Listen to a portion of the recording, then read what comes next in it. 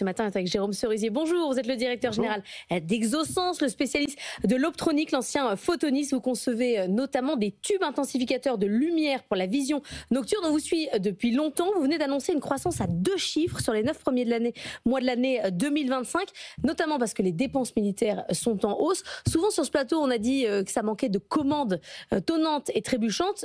Ça y est, vous le voyez clairement dans vos comptes. Alors ça fait déjà quelques années en fait que nous avons une très forte croissance dans le domaine de la défense et principalement parce que nous sommes très internationaux, c'est-à-dire que nous avons 94% de ce que nous faisons est fait à l'international au niveau du groupe et donc nous sommes exposés à tous les pays de l'OTAN, l'ensemble des pays européens, des pays au Moyen-Orient, en Asie.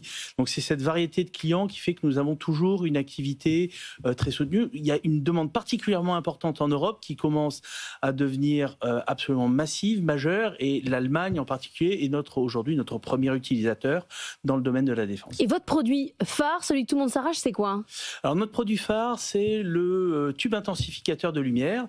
Donc on a une quarantaine d'années d'expérience là-dedans. On est le numéro 1 mondial des intensificateurs de lumière. C'est un petit marché. On est réellement 3 au monde, 2 Américains, 1 Européen, et on a à peu près entre 70 et 80% de part de marché en dehors des États-Unis.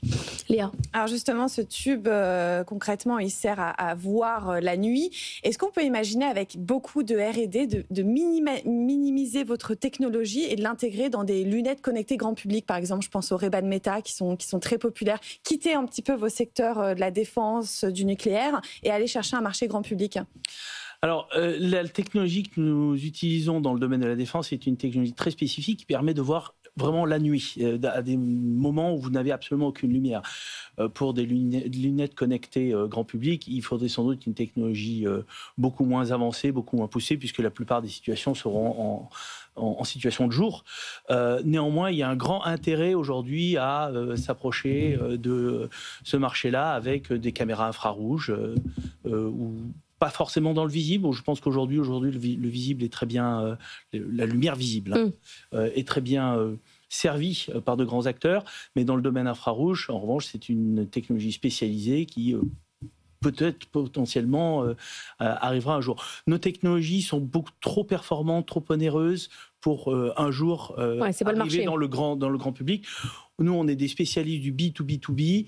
Ce qui nous caractérise, c'est une technologie absolument unique, de la différenciation, de l'innovation au service d'applications absolument critiques, absolument critiques. Et effectivement, dans la défense, lorsque les soldats sont sur le terrain, on ne peut pas dire que ce ne soit pas absolument critique de voir, de comprendre ce qui se passe et de pouvoir intervenir et réagir. Sur les questions de défense, justement, il y a un pays qui est dans le viseur de Donald Trump, c'est l'Espagne, critique régulièrement en disant ils ne montent pas assez leurs dépenses militaires, ils ne veulent pas aller jusqu'à 5%. C'est là où vous avez remporté un dernier contrat majeur avec un contrat d'approvisionnement de 17 000 monoculaires. L'Espagne, vous commande du matériel militaire? Alors l'Espagne nous commande du matériel militaire. Je pense que l'Espagne, globalement, est en retard dans son plan d'accroissement de ses dépenses militaires. Mais dans le domaine de la vision nocturne, elle est active et donc nous bénéficions effectivement de contrats, plusieurs contrats. D'ailleurs, nous avons annoncé un, mais en réalité, il y en a plusieurs. Dans le domaine de la vision nocturne, nous espérons aussi pouvoir développer cette activité-là, pas seulement en Espagne, mais en Amérique du Sud ou en Asie, grâce à l'acquisition de NVLS que nous avons fait et terminée au mois de juillet. Vous êtes ce qu'on appelle une entreprise sensible, c'est-à-dire qu'en gros, vous ne pouvez pas être racheté par n'importe qui. Paris avait déjà bloqué un rachat par un Américain. Il y a un Grec qui s'appelle Theon qui va rentrer à votre capital. C'est intéressant parce que ça montre qu'aujourd'hui, on veut bien de la consolidation européenne. Ça fonctionne pas avec des Américains, mais avec des Grecs.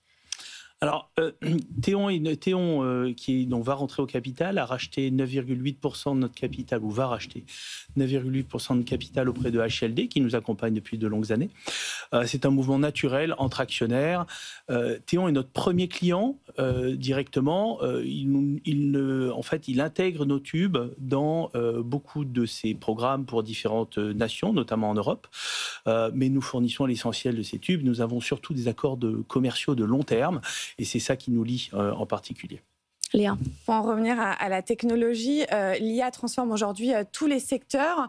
J'imagine que même avant l'arrivée de ChatGPT, il y avait de l'IA dans vos produits, mais est-ce qu'avec cette nouvelle phase de développement, vous pouvez faire plus que de la vision nocturne aujourd'hui ? Alors, l'IA, en fait, nous créons de la donnée. Donc, on est à la base de ce qui peut être utile à nos clients et qui, eux, vont utiliser de l'IA pour l'exploiter. Mais on crée des signaux de l'information de ce qui n'est pas visible à l'œil nu. Donc, nous créons plutôt de la donnée. Et l'IA est importante pour nous, notamment pour améliorer la qualité de nos produits dans la surveillance, dans le monde des drones, dans la lutte anti-drone.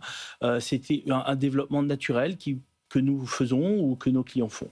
Voilà. Et l'autre élément important, c'est que la demande en énergie générée par l'émergence de l'IA que tout le monde connaît, elle génère énormément de demandes d'électricité et ça, pour nous, c'est important parce que ça favorise l'émergence on va dire, d'usines nucléaires, de SMR, donc de Small Modular Reactors, dans le temps, sur lesquels nous avons un rôle très particulier à jouer puisque nous pouvons proposer et nous proposons les éléments critiques de sécurité.